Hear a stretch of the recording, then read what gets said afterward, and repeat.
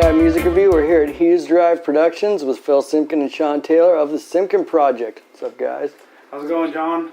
Well, nice to have you here tonight. This is quite a treat to have Madcap in the house. And so, yeah, we're really excited. Today's a good day. So Lose Control just dropped today. Big single, big video.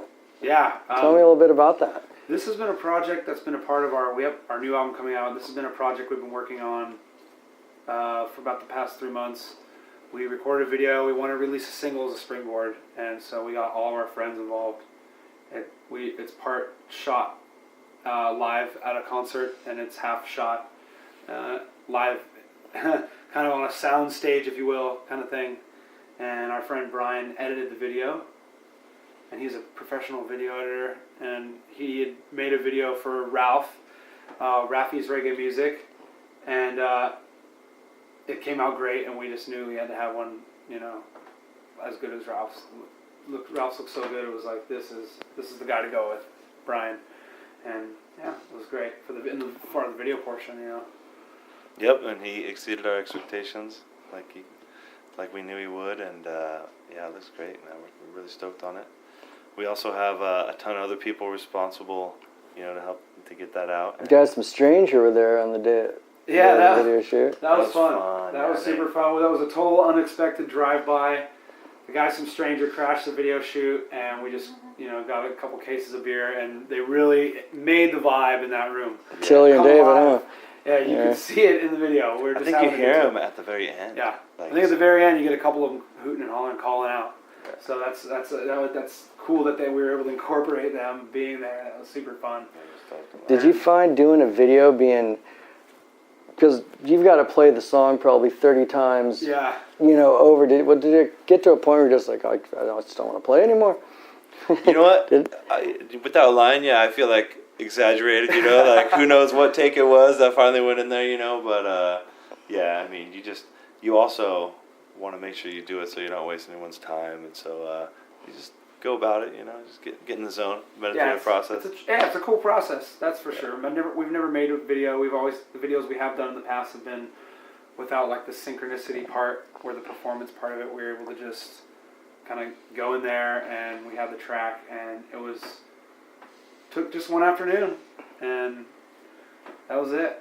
And first day did well on the internet. People were spreading it around, and so look it up. It's been blowing up today. It's been an event. Yeah, like we've been getting say. plenty of help from all the local community and musicians, and we definitely really appreciate that, man. Yeah. They show us love all the time, and we just can't thank them enough. And we actually have a lot of our friends that work for the band now. So we have a friend Ben who actually recorded all the music for Lose Control. That's right. The tracking, you would say. We normally record everything here at the studio, but this time we wanted to bring Ben in. He's a super knowledgeable sound engineer, coolest guy you could ever ask for, and to work with as a producer, and he gets the job done. The tracks sound awesome, and so we collaborate with Ben, and then we brought the tracks back here at Hughes, and did the final mix here.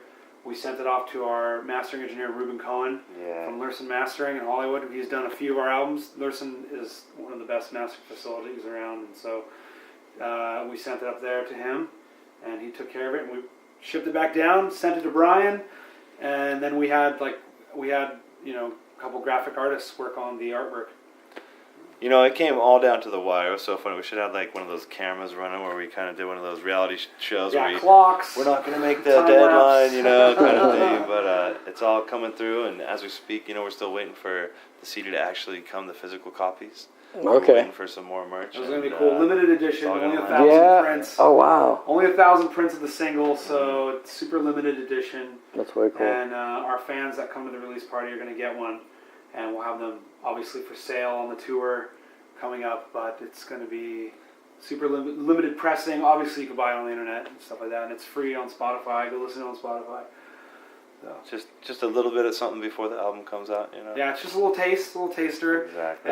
But it's definitely our trailer to say that the big show's coming in the spring. It's our music trailer, so to speak. So Yeah. A lot of cool things. The Brotherhood and the Simpkin project has never been tighter, and it's super tight. we have the right people on board, and we have the right fans, and all we got to do is just keep doing what we love, and it's going to work out for everyone's benefit, I think. Absolutely. I think it's going to be a very highly anticipated album. Yeah. Oh, I think it already is, but Beam of Light, it's going to be called, is that correct? Yes, Beam of Light is a song that Phil kind of brought to the table, and it caught on. The fans really like it, and Yeah, it's one of our younger songs, and it made it somehow to be the title track, and really excited to see how people receive that one.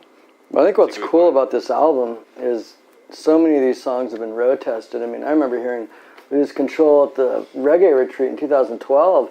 So by the time the album comes out, you've already got that love, instilled in your fans for those particular songs. I think it makes it all the more exciting a bit. it's definitely a paradigm change from how we've kind of approached our other albums. Totally. Like in the past, for the other albums, what we would do is we would record kind of a mock-up of the album, or we'd put together a rough recording of it, and we kind of wrote the songs. A lot of the song development was happening in the studio. It wasn't happening on the stage. And Right. I think that's a big difference between now and then, is that a lot of our stuff is coming, we've refined it through live performance. Right. We've practiced it, and we practiced it for a while, everyone putting in their parts, and but at the same time, the songs are young. They're within like the last year writing, Yeah. like Be My Light, and they make it somehow, to already get on the recording, and so that's also like a paradigm difference for us, because normally, like we said, we record songs that we either write in the studio, and or we have had them for a really long time, and they finally get there. Yeah, even like Replace, I remember just one time just Shawn with those little Casio, and you just kind of, almost like it was like an improvise at that point, just you kind of see that song get birthed. Tune. Yeah, that's a great Yeah. tune too. It's Sean's first song you sing it's live. the first song that I'll be singing, for the band, and it's kind of just a little ditty I wrote on a piano, and the band makes it so good. The band makes it so good when we play that song. Just beating the rhythms out on a piano, and then hearing the band back it up is just two different worlds, And the band really makes that song super special. So look for that one. That'll be on the new album. So. Yeah. Well, you do have a new addition to the band now. Your Hammond. What has that brought to your music, do you think? Oh man, for me it's a complete change, because I was on keyboards and a Rhodes piano and made the switch to Hammond. But in terms of the sound, there's nothing like it. There's nothing like it. We're so fortunate to have it. It's still surreal that we would carry one around, and that's really cool. People always ask us, like, man, it's not hard to carry around, and we just made the commitment, and finally, said we're gonna do it every time. So It's like a beast. You got to tame the Hammond. It's a. Some places it's just such won't a- work too, and so we have to make sure we're gonna play the right venues. But for the most part, we've gotten that thing into many a place. Yeah, it's got some miles on it now, but it holds up like a champ, and we're really fortunate to have that sound. I think it is a deal breaker for some people. Like, they see it and it's just instant wow factor, and they're intrigued, and every show we play, I always get questions about it, and it's fun to like interact with fans on that level, Yeah. Sure. Across to so many musical genres too. I mean, Deep Purple, John Lord. I mean. Yeah, ours is in 1959, and all that music comes after that, and so that thing was around even before the birth of. Yeah, the electric was blues was amazing. so founded on Yeah. that Hammond sound. It's really trippy, because I remember being a kid with Phil back in the day, and we would be playing music, and we would talk about Hammonds and Leslies, and it was like never in like a million years would I project like 15 years later we would be like really carding one of those and really implementing that in a band and music we create. Like, it was like trippy foresight. I mean, in this very room, like, we were kids. I remember just talking about Leslie's, Hammonds. I didn't really know what they were. But it was like organs, Leslie's, like kind of teaching me, and strange music called reggae music, that, really that brought another side. Obviously, all the classic rock had it there. But then when you hear the bubble of reggae music, it's like that real calliope kind of, and it's still the same organ, and, it's just a versatile instrument. And Absolutely. Yeah. This has been, these 2 months for you guys have just been so full of activity. You guys are both on the Dirties album, Phantoms of Summer. Things have been busy totally since summertime especially. And you're on the 2 Reggae Nights compilations. Yeah. Music Unites. Yeah. And Volume 1 and 2, we made both of them along with some amazing artists from all over the world. Check yourself on Volume 1, I think, and In the Wake on Volume 2. Oh, yeah. Super lucky. I want to give just big thanks to Jordan Rosenthal. Fortunate Youth put it all together. A lot of bands participated, and it's really cool. And it's available on iTunes for like $5, and all the proceeds go to charity. And this last one was 30 bands, 30 songs, $4.99 or something. Yeah, that's a deal. Good cause. And the bands, for sure. Don't collect revenue. They donate all the revenue from the sales to the music programs all over the country that have been impacted by budget cuts or just cuts in general. Yeah, that's killer. Yeah, really, really fortunate to be on that. It's cool to be considered. To be like, hey, you guys are worth putting on this thing. We think. Yeah, there's some really big acts. Yeah, it's really big. It's humbling too. It's really humbling. So a lot of fun there. And then there's the announcement. Where are you guys gonna be in May? We're going to Cali Roots. Where everyone else is going to be, Cali Roots, exactly, and we're so stoked to be doing that one. That's a pretty mean lineup when you think about it. Just a couple years ago, who'd have thought that this festival would grow into be one of California's most anticipated outdoor festivals? Totally. Cool. I would say so too. That's pretty cool. That's so really rad for those guys, the festival. The creators to have been able to, within 5 iterations of the festival. Dan Sheehan. He's just an amazing guy that we've known through this, and that got us on there, and we really appreciate him and the work he's been doing. Mind-blowing. And you're playing with some amazing artists. You got Damian Marley, Ziggy Marley, Steel Pulse. There's lots of good kind of more of the Jamaican reggae kind of being put in there, and then Cali reggae. I guess you would bring roots elements back. Yeah, making it more of a roots-based show. I just remember reading things on Facebook where fans were just asking if that could be the change. Can we get more of the reggae in the Cali Roots? And they listened, man. They really did. They had Dawn last year, I know for sure, and this year alone, you could just see both brothers plus Steel Pulse. It's just it's definitely Alvarosi. Just tons of bands, the Expanders, Beyond Eyesight. You're going to be hitting the road with them in January for the In Roots We Trust tour. That is like a serious dream come true kind of thing. Totally. Giant Panda, man. We've been friends for a long time, and they've come and stayed with us a couple times, and we've played shows with them here and there. But we've always kind of dreamed together at every point, let's do this West Coast tour. And years later, after many permeations of both bands come together, That's right, they're East Coast. Later, they're upstate New York, and classic, just genuine people and upstate New Yorkers. Yeah, they're a lot of fun. They're great people, and we met them years and years ago when there was no California roots scene, like the scene that's bubbling right now, where the young kids are playing. Everyone's playing reggae. Yeah. Everyone's playing a different version of reggae. Mm-hmm. Like when Panda came out to the West Coast, it was still kind of a primordial movement, Yeah. And, that's when we met them, and we played shows with them then. And whenever they come to the West Coast, we always link up, and being able to go all the way up now. Finally, Kennedy and Phil and I and so, some of the people who have been in the band a little longer. This was something that we would always talk about. Oh man, the Panda Tour. Well, one day, every fall goes by, we're just like, when are they coming? This is just so cool. These guys are just some of the best people we know. They really, we've learned so much from them. Not from the business side of how to be a band, how to organize yourself, And those kind of things to take care of yourselves, like they were cool paradigms at a young age when we were getting started, just like they were kind of further along their career already touring. Man. Across the country, they'd come to us.